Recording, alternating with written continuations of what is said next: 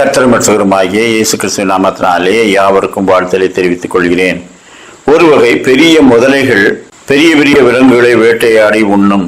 அவை ஆக்ரோஷமாக பெரிய விலங்குகளை வேட்டையாடி உண்டு தின்று விட்ட பிறகு அவற்றின் பற்களுக்கிடையே மாம்ச துண்டுகள் சிக்கிக் கொள்ளும்.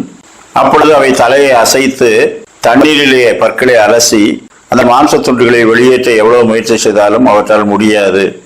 எனவே அவை ஆற்றின் கரைக்கு வந்து வாயை ஆவென்று திறந்தபடி படுத்திருக்கும்.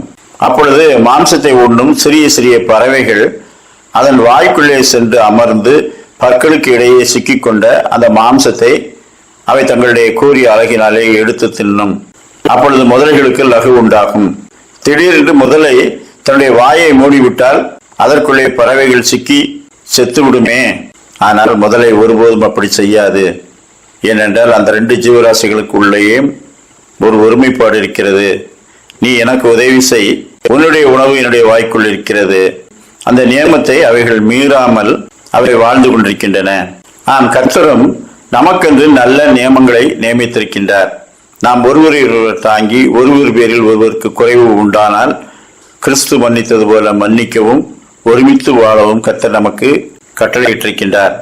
அவருடைய நியமங்களின்படி நாம் ஒருவரை ஒருவர் தாங்கி ஒருவர் பாரத்தை ஒருவர் சுமந்து இப்படி கிறிஸ்துவின் பிரமாணத்தை நிறைவேற்ற வேண்டும் என்று நியமித்திருக்கிறார். ஒருவருக்கொருவர் பக்தி விருத்தி உண்டாகும்படி செய்யுங்கள் என்று கட்டளையிட்டிருக்கின்றார். கர்த்தருடைய அந்த நியமங்களை நாம் கை கொண்டவர்களாய் ஒருவரை ஒருவர் நேசிப்போம்.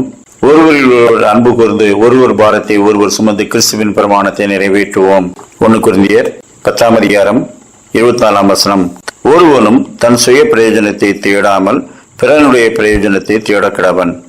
கலாத்தியர் 6:2 ஒருவர் பாரத்தை ஒருவர் சுமந்து இப்படியே கிறிஸ்துவின் பிரமாணத்தை நிறைவேற்றுங்கள். நாம் கிறிஸ்து நம்முடைய பாவங்களை சுமந்து தீர்த்தார். நாம் மற்றவர்களுடைய பாரங்களை அவர்களோடு சேர்ந்து சுமக்கும்படிக்கு நமக்கு கட்டளையிட்டிருக்கின்றார். நாம் ஒருமித்து கர்த்தரை துதிக்கும் போதெல்லாம் நம்முடைய சகோதரர்களோடு ஒன்றுபட்டு அவருடைய நாமத்தை ஆராதிப்போமாக. கர்த்தர் தாமே அப்படிப்பட்ட நல்ல சிந்தனைகளை நமக்கு தந்தருள்வாராக. ஆமேன்.